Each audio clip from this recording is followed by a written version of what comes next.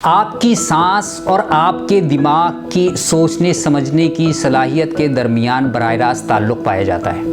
ایک عام انسان کے دماغ میں 24 گھنٹے میں 70 سے 90 ہزار خیالات آتے ہیں اور وہ ایک دن میں 24,000 سے زائد مرتبہ سانس لیتا ہے۔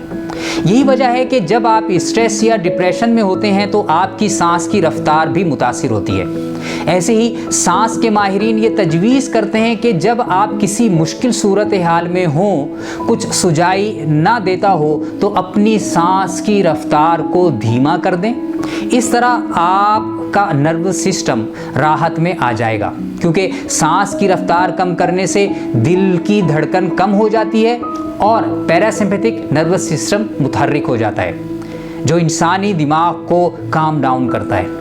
سائنسی تحقیقات سے اس بات کا ثبوت ملتا ہے کہ جب آپ اپنی سانس کو کنٹرول کرتے ہیں تو آپ کے دماغ کی سوچنے کی صلاحیت بھی کنٹرول ہوتی ہے، جس سے خاص طور پر یادداشت اور جذباتی عمل متاثر ہوتے ہیں۔ ناک سے سانس لینے پر دماغ کے اندر موجود الیکٹریکل کارٹیکس میں الیکٹریکل سگنل سے رابطہ بڑھ جاتا ہے، اور یہ ہمارے دماغ کا وہ حصہ ہے جو براہ راست ہماری ناک سے ان پٹ لیتا ہے اور پھر ایمگڈیلا اور ہیپوکیمپس سے ملتا ہے۔ لہٰذا جب آپ سانس لیتے ہیں تو اس کی وجہ سے آپ کی یادداشت اور جذبات پر بھی اثر پڑتا ہے۔ جب ناک سے سانس لی جاتی ہے تو الیکٹریکل ردم بڑھ جاتا ہے اور ایمگڈیلا اور ہیپوکیمپس فوری ہو جاتے ہیں، اور یہ سانس الیکٹریکل سگنلز کو براہ راست متاثر کرتی ہے۔ یہ الیکٹریکل سگنلز ہماری یادداشت اور جذبات کی پیدائش میں اہم کردار ادا کرتے ہیں۔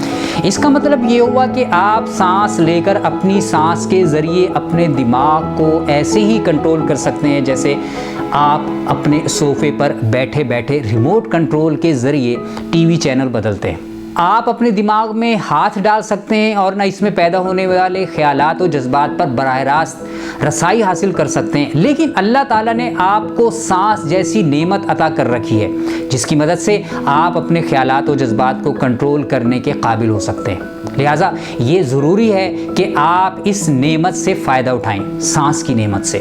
یہ سیکھیں کہ کیسے درست سانس لی جاتی ہے تاکہ اپنے خیالات و جذبات کو کنٹرول کرنے کے قابل ہو سکیں، کیونکہ زندگی میں جس کے جیسے خیالات و جذبات ہوتے ہیں ویسے ہی اس کی پوری زندگی ہوتی ہے۔ سانس کے عمل کو ہلکا اور معمولی مت سمجھیں۔ اس غیر معمولی نعمت کا درست استعمال سیکھ کر اس سے غیر معمولی فائدے اٹھائیے۔